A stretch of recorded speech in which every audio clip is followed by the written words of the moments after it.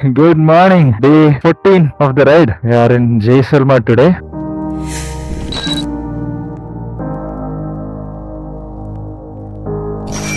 Today the plan is go to War Museum and see the memorial and everything, and then come back by afternoon 2 p.m. People in the hostel they arranged a desert safari. That charges extra, but I think it's worth it because today we'll be spending one night in the desert. We'll be sleeping under the stars in an open tent and all that stuff. Today it is the peak day of the Geminid Meteor shower, so hopefully we should get some meteors as well.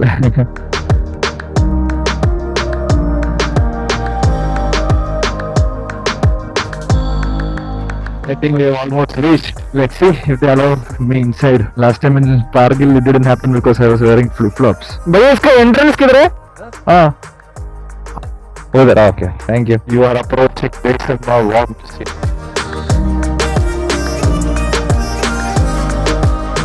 Abhishek. हाँ.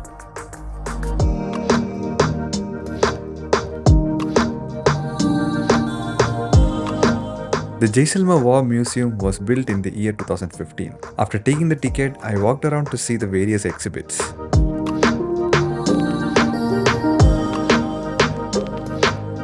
The premises of the War Museum exhibits different tanks and war vehicles captured from the Pakistan Army by the Indian Army during the war with Pakistan in the year 1965 and 1971.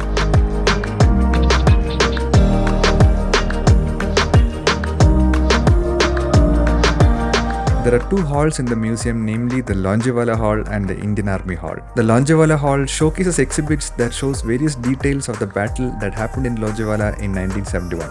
The space between the two halls is occupied by a massive structure that has the names of the martyrs of the 1971 and 1965 war engraved on them.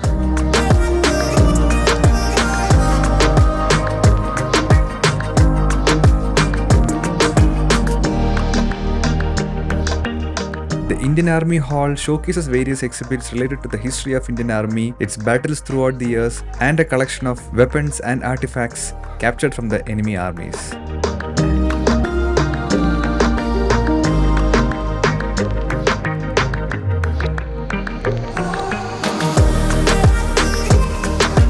After visiting these two halls, there was a 15-minute video presentation of the history of Indian Army in the audiovisual room. I wasn't allowed to capture it on camera.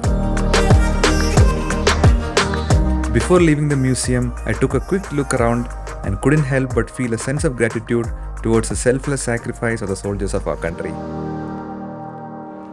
That was Jaisalmer War Museum, and I must tell you, if you get a chance to visit war museums like this in either in Jaisalmer or in the one in Kargil or in the one in Leh, you should definitely visit it.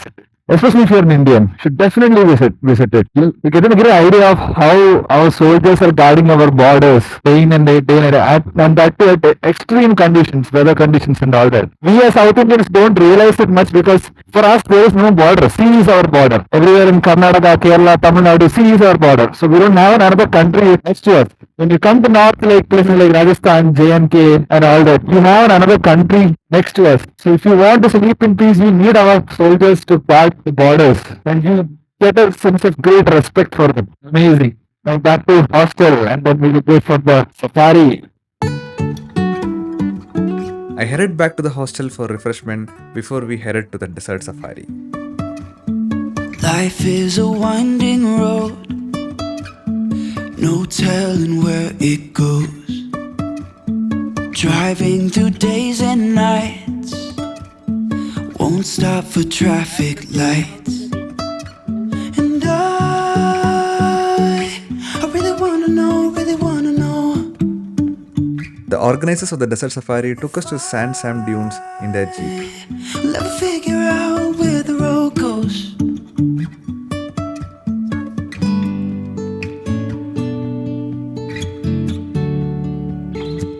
After 2 weeks of riding on motorcycle, a jeep ride through the interiors of Rajasthan was very refreshing.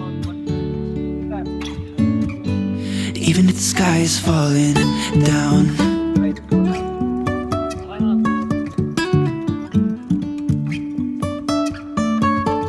We reached a point where jeeps couldn't go further and where ships of the desert were waiting to take over. Our hosts packed and saddled all the items needed for our night stay in the desert.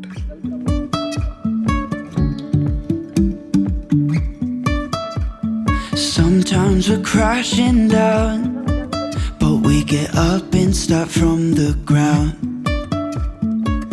Pappu. Meet Pappu, my ride for the evening.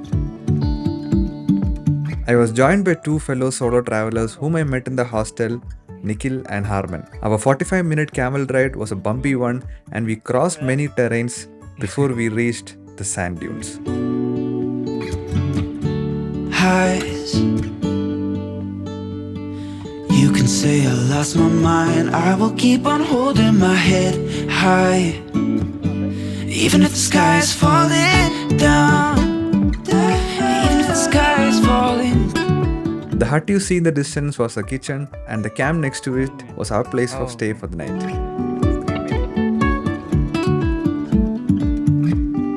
I thanked Pappu and walked towards our campsite to unload all our luggage. While we stood there in awe of the desert, our hosts got to work in preparing meals for us.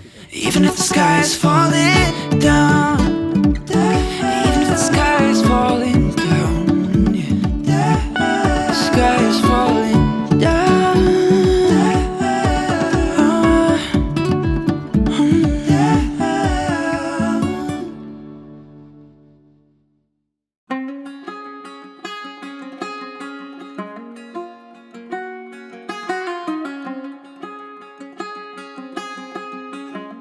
As the evening was getting colder and coming to an end, we settled down over our campsite. Our hosts made us some chai and some snacks to accompany our conversations.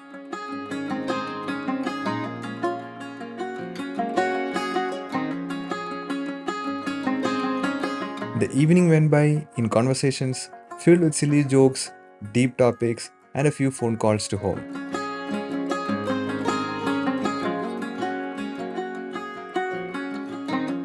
We hiked up the dune to watch the sunset while sharing stories of our solo travels.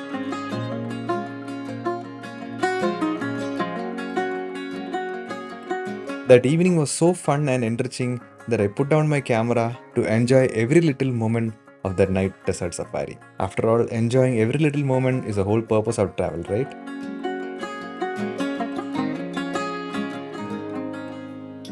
Luckily for us, that night, December 14, 2023, was a peak of the Geminid Meteor shower. After a stomach full of amazing dinner prepared by our host, we lay down on the desert floor facing the sky to watch the meteor shower. That was a night, the first time in my life, I saw the Milky Way clearly with my own eyes. The camping spot was far away from the city, so there was very minimal light bleed and it was a new moon night. No camera of mine could capture even a tenth of the stellar beauty of the night sky we saw. Now I leave you with the 12-second clip that I shot of the stellar winter night sky before the camera batteries died.